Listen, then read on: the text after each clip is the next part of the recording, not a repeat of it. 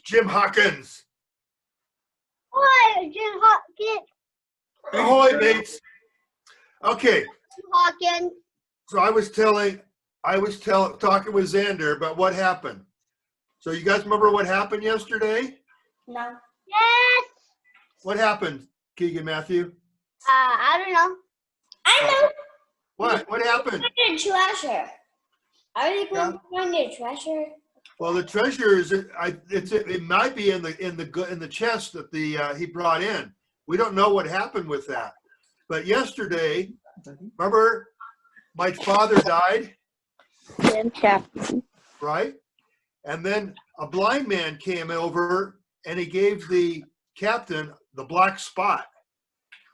And the captain was very upset. Here, let's take a look. Remember, you guys, see if I can share.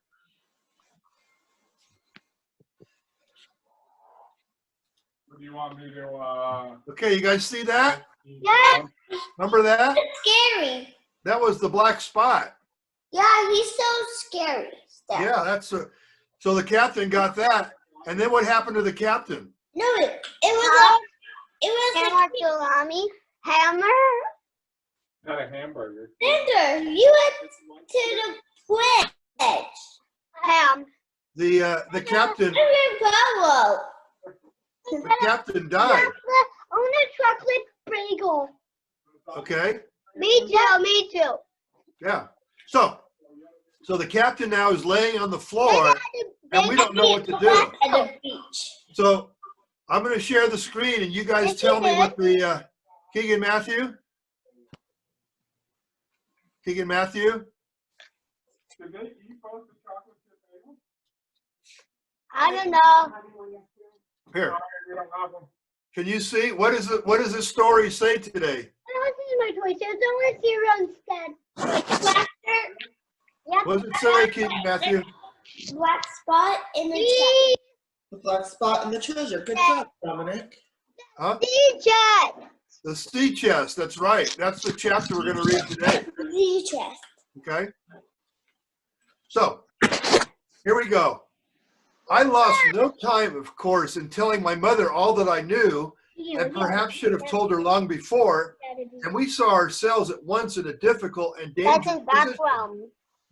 Some of the man's money, if he had any, was certainly due to Mama, us. can we have a background? Keegan, you want to take over?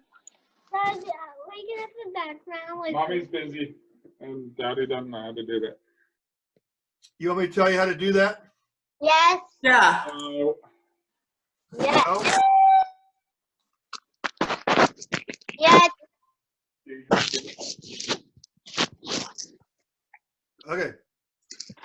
Some of the man's money, if he had any, was certainly due to us, but it was not likely that our captain's shipmates, above all the two specimens seen by me, Black Dog and the blind beggar, would be inclined to give up their booty in payment of the dead man's debts. So why are we owed money? Because the captain's dead. Yeah, but he's been living in our inn for over a month, maybe longer, and we haven't been paid anything. He's been drinking our rum and eating our food. So doesn't he owe us money for that? Yeah. Yeah, he should pay us, right? That's the chest. Hopefully it's in the chest, but we don't know. Okay? So the captain's order to mount at once and ride for Dr. Lisley would have left my mother alone and unprotected, which was not to be thought of. Indeed, it seemed impossible for either of us to remain much longer in the house. The fall of coals in the kitchen grate, the very ticking of the clock filled us with alarm. So we're very nervous because the captain is dead and we don't like his friends. The neighborhood to our east seemed haunted by approaching footsteps. And what between the dead body of the captain on the parlor floor and the thought of that detestable blind beggar hovering near at hand and ready to return, there were moments when, as the saying goes, I jumped in my skin for terror. Something must speedily be resolved upon, and it occurred to us at last to go forth together and seek help in the neighboring hamlet. What's a hamlet? So open up it and show everything. You guys want to know what a hamlet is? I can't see nobody. hamlet is the nearest town. So you're going to the nearest town. No sooner said than done. Bareheaded as we were, we ran out at once in the gathering evening in the frosty fog. The hamlet lay not many 100 yards away, so it's not very far. It's like 2 or 3 football fields. Though out of view on the other side of the next cove. And what greatly encouraged me, it was an opposite direction from that whence the blind man had made his appearance, and whither he had presumably returned. We were not many minutes on the road, though. We sometimes stopped to lay hold of each other and hearken. But there was no unusual sound, nothing but the low wash of the ripple and the croaking of the inmates of the wood. It was already candlelight when we reached the hamlet, and I shall never forget how much I was cheered to see that yellow shine in doors and windows. But that, as it proved, was the best of the help we were likely to get in that quarter. For you would have thought men would have been ashamed of themselves. No soul would consent to return with us to the Admiral Benbow. The more we told of our troubles, the more, man, woman, and child, they clung to the shelter of the houses. The name of Captain Flint, though it was strange to me, was well enough known to some there, and carried a great weight. Oh, nice picture, Sarah. A great weight of terror. Oh, Some of the men who had been to field work on the far side of the Admiral Benbow remembered, besides, to have seen several strangers on the road and taken them to be smugglers to have bolted away. One at least had seen a little lugger in what he called Kit's Hole. For that matter, anyone who was a comrade of the captain's was enough to frighten them to death. And the short and the long of the matter was that while we could get several who were willing enough to ride to Dr. Lively's, which lay in another direction, no one would help us to defend the inn. So he can't find anybody. We can't find anybody to come and help us come back to the inn. They're all afraid because of the pirates. They say cowardice is infectious, but then argument is, on the other hand, a great emboldener. And so when each had said his say, my mother made them a speech. She would not, she declared, lose money that belonged to her fatherless boy. If none of the rest of you dare, she said, Jim and I dare. Back we will go the way we came, and small thanks to you, big hulking, chicken-hearted men. We will have that chest open if we die for it. And I'll thank you for that bag, Mrs. Crossley, to bring back our lawful money in. So Mom says we're going to go back and get our money. Okay? Of course, I said I would go with my mother, and of course they all cried out at our foolhardiness. But even then, not a man would go along with us. All they would do was to give me a loaded pistol, and to promise to have horses ready to battle. I have one because I have an iPad. Timber. Are you guys done? Listen, we have one. We have two, listen. I have one. Well, one lad was to ride forward to the doctors and return in search of armed assistance. I'm the captain. So some people are going to get the doctor. Why do they want to get the doctor? Xander, you remember? Xander? Because the doctor told the captain not to drink any more rum. Yeah, but what else? The doctor's only is a doctor, but what else is he? A sheriff. He's the sheriff, right? So you want to get the doctor because he'll get people to help if we're in trouble. I slipped the bolt at once, and we stood and panted for a moment in the dark, alone in the house with the dead captain's body. Then my mother got a candle in the bar, and holding each other's hands, we advanced into the parlor. He lay as we had left him, on his back, with his eyes open and one arm stretched out. Draw down the blind, Jim. Got bitten by a shark. Keegan, what are you saying? He said he got bitten by a shark. Over there, on the background. Okay, so are we gonna talk about sharks now? Yes. Okay, tell us about sharks. no. We're doing the But how about sharks? No. Tell me. Yes. Tell us the story about the sharks. Good, you do. Are you done, Keegan all Matthew? about sex. I don't one thing about sex. They can fight people with blood. Okay. That's the only thing I know about sex. Is that your story? Yes. You want me to stop? We're talking You want me to about stop my- pirates. You want me to stop my story? Do you want me to stop my story? Yes.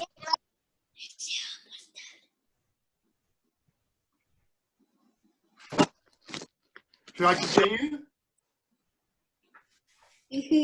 Okay. Draw down the blind, Jim, whispered my mother. They might come and watch outside. So we're gonna close the curtains. And now, said she, when I had done so, we have to get the key off that. And who's to touch it? I would like to know. And she gave a kind of sob as she said the words. So we have to look for the key on the dead captain's body, don't we? Because we want to see what's in the sea chest. Okay? I went down on my knees at once. On the floor, close to his hand, there was a little round of paper. Blackened on one side.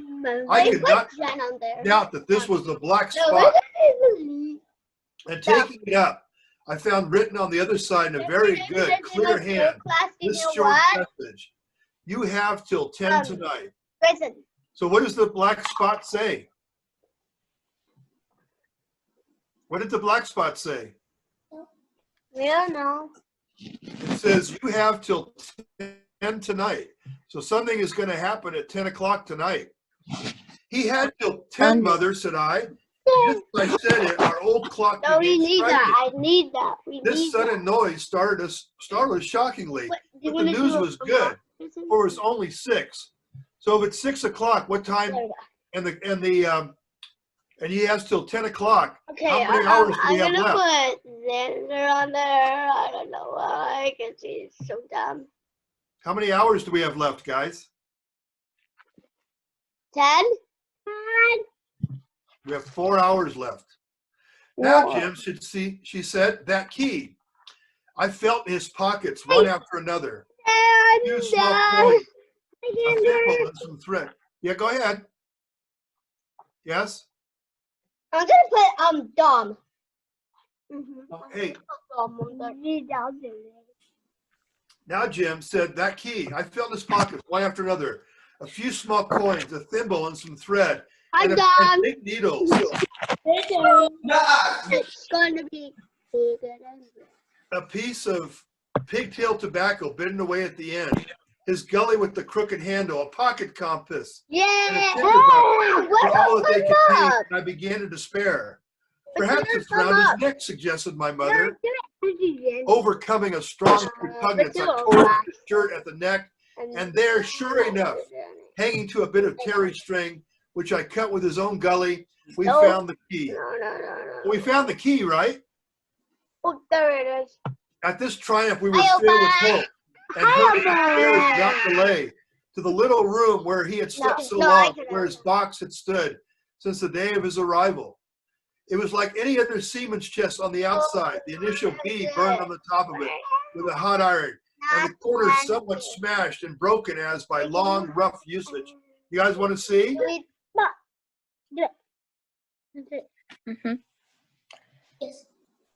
What are we looking at? Sea chest. Yeah, No, I know. A sea chest. that's I a sea said that, chest. Dominic. Boy. Maybe, and see, it's got the key and the lock. Give me the key, said my mother. And though the lock was very stiff, she had turned it and thrown back the lid in a twinkling. Actually, it's not. Okay, we've opened up the sea chest. What's inside of it, guys? Gold. Is there gold? Let's find out, okay? What's in the sea chest? A strong smell of tobacco and tar arose from the interior, but nothing was to be seen on top except a suit of very good clothes, carefully brushed and folded. There's clothes in there. They had never been worn, my mother said. Under that miscellaneous can, a quadrant, a tin cannikin, several sticks of tobacco, We're not. two braces of very Where are handsome we jewelry, on? We're flying. a piece of bar silver, an old Spanish watch, and some other trinkets of little not. value and mostly of foreign make. We're flying pair of because compasses. we're magical. We're magical pirates.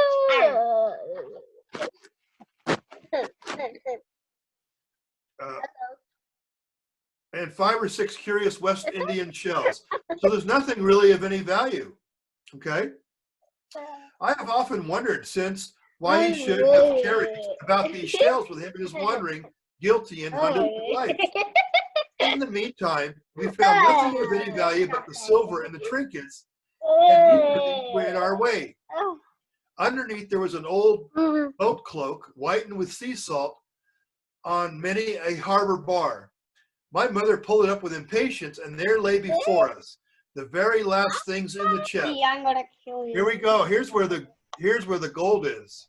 A bundle tied up in oilcloth and looked like papers, and a canvas bag that gave forth at a touch a jingle of gold. So we found some gold. I'll show these rogues that I'm an honest woman, said my mother. I'll have my dues and not a farthing more. You pirates.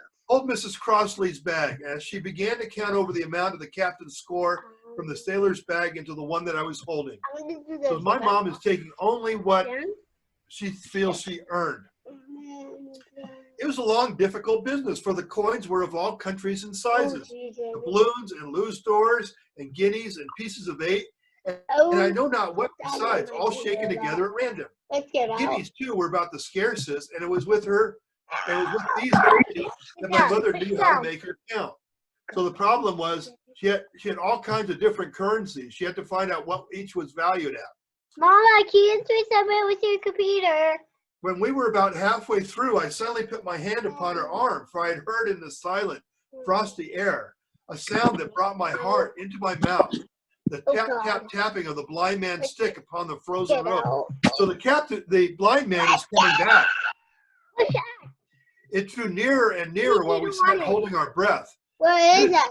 It struck sharp on the inn door, and then we could hear the handle Oh, being yay! turned, Look at, we the can bolt see rattling. ourselves. rattling. I'm glitching. I'm glitching. I'm glitching. No. Grayson, If you're like beating yourself apart, you're glitching like this. That's glitching. I'm glitching. I'm glitching. Keegan, Grayson, press the mute Oh, I can glitch. button. Oh, what? I just glitched again. Keegan, are you going to tell the story from now on? No. Then can you please be quiet, because everyone wants to hear it. We don't want to see what you're doing, okay? We don't see you. Toph, can you sit quiet too? I don't see you. We don't see you. Okay. Can you hear me? Oh well. Okay, Mother, said I, take the hoe and let's be going, for I was sure the bolted door must have seemed suspicious. It would bring the whole hornet's nest about our ears. How thankful I was that I had bolted it. None could ever tell who had never met that terrible blind man. So the blind man's trying to get into the inn, but I locked the door, right? So, but my mother wants to count just what she's owed and nothing more. But my mother, frightened as she was, would not consent to take a fraction more than was due to her, and was obstinately unwilling to be content with less. It was not yet 7, she said, by a long way. She knew her rights, and she would have them, and she was still arguing with me when a little low whistle sounded a good way off upon the hill. That was enough, and more than enough for both of us. I'll take what I have, she said, jumping to her feet, and I'll take this to square the count, said I, picking up the oilskin packet. So I'm grabbing something that's kind of interesting. We don't know what that is. That may become important later on. Next moment, we were both broken downstairs. No. Whoa. Keegan, stop. No, not right now. You're staying on this. Thank you. Sarah, can you put them on mute? Yes. Thank you. Finally. Hey, knock it off. Next moment, we were both groping downstairs, leaving the candle by the empty chest, and the next we had opened the door and were in full retreat. We had not started a moment too soon. The fog was rapidly dispersing. Already the moon shone quite clear on the high ground on either side, and it was only in the exact bottom of the dell and round the tavern door that a thin veil still hung unbroken to conceal the first steps of our escape. So fortunately it's foggy and we can run in the fog. Far less than halfway to the hamlet, very little beyond the bottom of the hill, we must come forth into the moonlight. Nor was this all, for the sound of several footsteps running came back already to our ears, and as we looked back in their direction, a light tossing to and fro and still rapidly advancing showed that one of the newcomers carried a lantern. So we're being chased. "My dear," said my mother suddenly, "take the money and run on. I am going to faint." This was certainly the end for both of us. Someone is chasing us and catching up. I thought, how I cursed the cowardice of the neighbors, how I blamed my poor mother for her honesty and her greed, for her past foolhardiness and present weakness. We were just at the little bridge by good fortune, and I helped her, tottering as she was, to the edge of the bank, where sure enough she gave a sigh and fell on my shoulder. I do not know how I found the strength to do it all, and I'm afraid it was roughly done, but I managed to drag her down the bank and a little way down the arch. So we're hiding underneath the bridge. Farther, I could not move her, for the bridge was too low to let me do more than crawl below it. So there we had to stay, my mother almost entirely exposed, and both of us within earshot of the inn. So we're being chased by somebody, right? It's foggy, and we're hiding under the bridge. And that's the end of the story for today. So tomorrow, let's see what the chapter's called.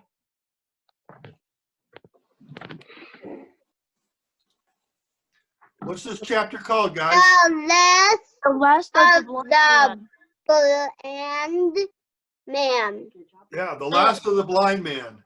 So that'll be the story for tomorrow. We'll see what happened to the blind man. Okay. Ahoy, ahoy, mates. Ahoy, Opa. Jim. Hi, Opa. No. Jim. Jim. Ahoy, Jim Hawkins. Jim. You good boy. His name is Jim who? He's right now for reading the book. His name is Jim Hawkins. Yes. I remember. Jim Hawkins. That's right. Bye.